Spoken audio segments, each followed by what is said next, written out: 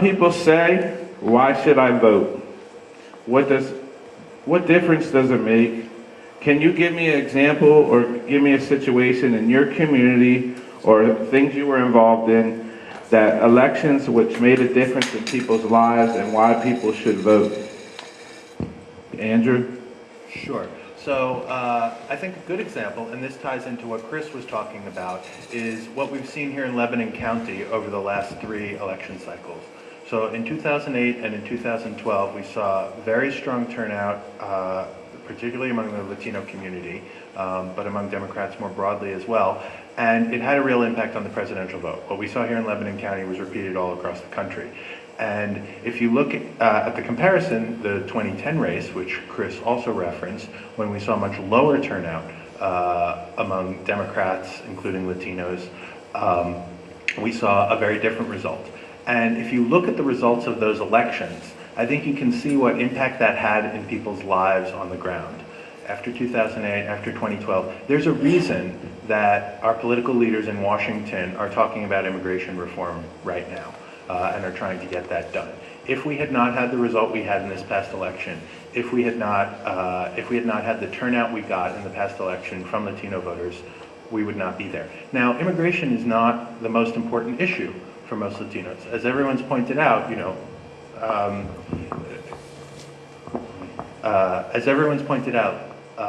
Latino voters in the U.S. are Americans first, and the issues that matter to to the folks here and the folks in this room are, number one, the economy and jobs, healthcare, education.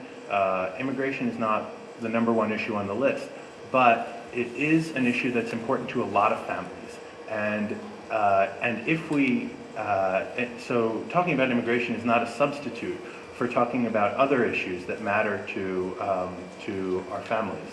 But it is an important issue, and it involves a lot of things that are important to voters and citizens all across the country, because we have families that have been separated, that this will help bring together, and so there are a lot of people in this community who have family members in other countries who they would like to be reunited with.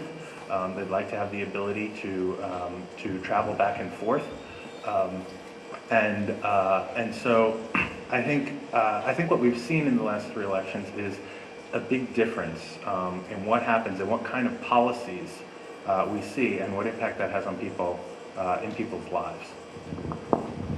I just want to point out that in the state of Pennsylvania, the governor's race is not on the same cycle as the presidential voting schedule. And so I would encourage everyone to make sure that you put 2014 on your schedule, because the impact of having elected a Republican governor was the loss of over $1 billion in one fiscal year in the area of education. Let me just say that I said it earlier, I alluded to it. My own local election, I won by 1 vote. So every vote does matter. But I just want to circle back to what Andrew was speaking to. And I have to respectfully disagree with that process.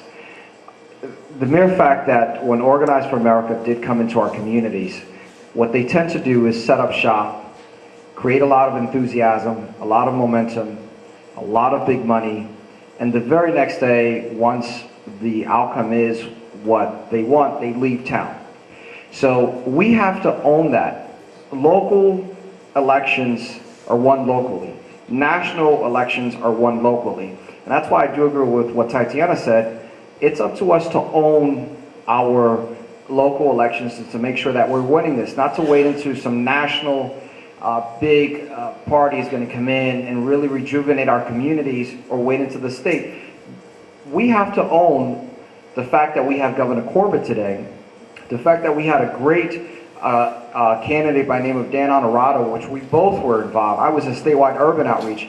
It baffled me that over 52% of teachers voted for Corbett. So we get what we pay for, and we're paying for it now. And again, it's a reflection of state politics and state party leaders not having a very ongoing strategic effort in penetrating urban communities. I just want to comment real quick on that. The presidential race is very important, and the governor race is very important. But we also have off-year elections that are just as important, if not more important, in your city and your town. This year we have an election, and yes, I'm one of the candidates, but we have many candidates finally on the ballot to run for school board, city council, judge, things like that. So you just can't vote for the president and the governor and think everything is okay. You have to vote for your local candidates and things like that.